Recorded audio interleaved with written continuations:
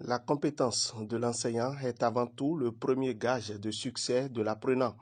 Le collège d'enseignement technique et professionnel Les Palmiers, 6 à Ouéga dans la commune d'Abomey-Calavi, reste pointilleux sur ce critère qui est d'ailleurs déterminant dans le recrutement de l'enseignant. Les conditions de création d'écoles au Bénin étaient vraiment exigeantes par rapport au respect des tests.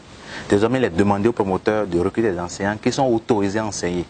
Et dans ces papiers que l'État demande à ces enseignants, il faut que les enseignants que nous devons utiliser soient des enseignants aussi qui sont à même de répondre aux exigences de l'État.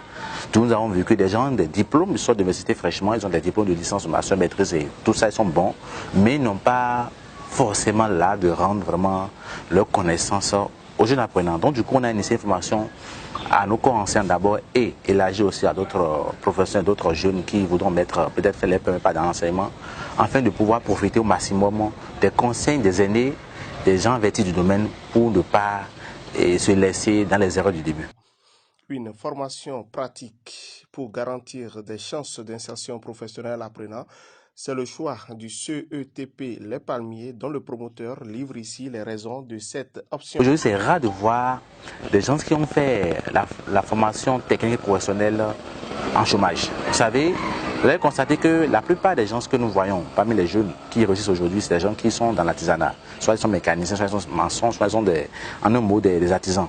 Mais pourquoi la classe intellectuelle des jeunes qui finissent les universités fraîchement se retrouvent en chômage? On a compris peut-être que c'est le choix de la formation peut-être. L'enseignement général aujourd'hui montre ses limites. C'est plus un secret professionnel, tout le monde comprend déjà ça désormais. L'enseignement général vraiment montre déjà ses limites. Donc il faut que les écoles, les centres puissent s'orienter vers les formations techniques professionnelles. C'est rare de voir aujourd'hui quelqu'un qui a fait des TI en menuiserie chômé. C'est rare de voir aujourd'hui quelqu'un qui a fait des TI peut-être en soudure, en mécanique chômé. Mais c'est légion de voir des gens qui ont fait peut-être, je ne veux nommer personne, des séries telles que ABCD, qui se retrouvent après obligés de continuer l'université et après l'emploi les plus sûrs, les plus rassurés, soit c'est conduire éminents, soit prendre des centres relatés ou faire les vacations. Les bénéficiaires de ce recyclage nous livrent ici leurs impressions à l'issue de cette formation. Je tiens d'abord en un premier temps à tirer un chapeau au docteur Wessou, celui-là qui a été avec nous du début de cette formation parce qu'il nous a donné vraiment les rudiments des expériences qu'il a eues. Parlant éventuellement de la psychopédagogie, il a essayé de montrer à tout un chacun de nous que c'est une matière, c'est une discipline, c'est une science que chaque enseignant doit maîtriser d'abord avant d'aller en classe.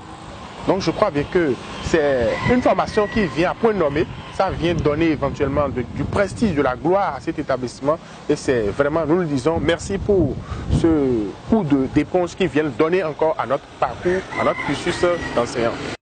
Signalons que des attestations ont été remises aux participants à l'issue de cette formation.